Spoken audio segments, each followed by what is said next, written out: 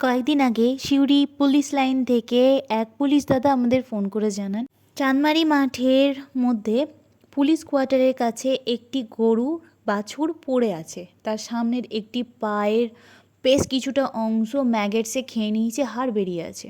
ঘটনাস্থলে গিয়ে আমরা দেখি সত্যিই পরিস্থিতি খুব খারাপ। যারা গরু এবং বাছুর পোষেন তারা হয়তো কোনো কারণে ওকে রাস্তাতে ছেড়ে দিয়েছিল, যে কারণে অ্যাক্সিডেন্ট হয়। পায়ের খুরের ওপরের অংশ থেকে হাঁটু পর্যন্ত হাড় গুঁড়ো হয়ে গিয়েছে এবং সেখানে ম্যাগেটস হয়ে ওখানে পুরো হাড় বেরিয়ে আছে। পরিস্থিতি সত্যি খুব খারাপ ছিল। ধন্যবাদ সেখানকার স্থানীয় কিছু পুলিশ দাদাকে, যারা ধরে দিয়েছিলেন বাছুরটিকে, সেই জন্যই আমরা ড্রেসিং করতে পেরেছিলাম। আসলে যারা গরু ট্রিটমেন্ট করেন তারা হয়তো জানেন যে একটি গরুকে একা ধরে ট্রিটমেন্ট করা যায় না।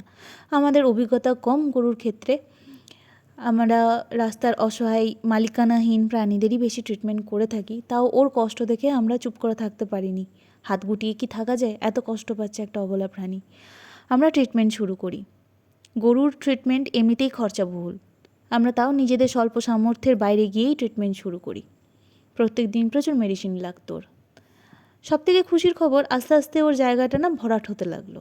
প্রত্যেক দিনের ড্রেসিং, আমাদের যত্ন, ভালোবাসা, আস্তে আস্তে জায়গাটা ভরাট হতে লাগলো। আমরা ওর 10 দিন ট্রিটমেন্ট করার সুযোগ পেয়েছিলাম, কিন্তু দুঃখের বিষয় কয়েকদিন ধরে ওকে আমরা খুঁজে পাচ্ছি না।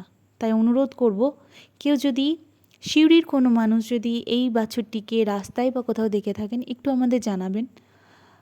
আসলে এতদিন ধরেও ট্রিটমেন্ট করছি তো ওর সঙ্গে একটা ভালোবাসার সম্পর্ক তৈরি হয়ে গিয়েছে।